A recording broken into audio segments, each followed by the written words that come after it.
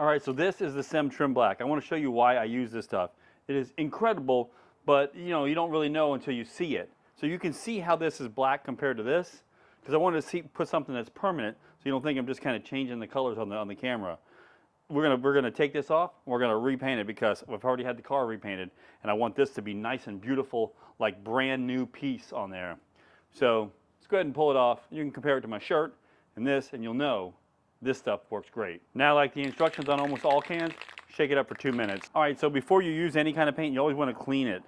You can use like just regular soap and water if you want.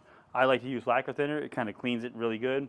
And then we can paint it, and it's nice and stuck to good plastic instead of grease and stuff like that. All right, so now that you've shaken it up, now you just paint it. You can see instantly how much nicer that looks. And then when it dries, it's just so beautiful. I like to not put it on too wet, let it dry for a second, and then hit it with another coat. This is the before, and this is the after.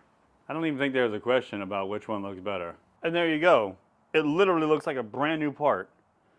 That you couldn't tell wasn't a brand new part. If you got this shipped to you, you would literally think this is a brand new cowl. This stuff is amazing. Now you've seen how to use it. Now you just need to order it. Get you some.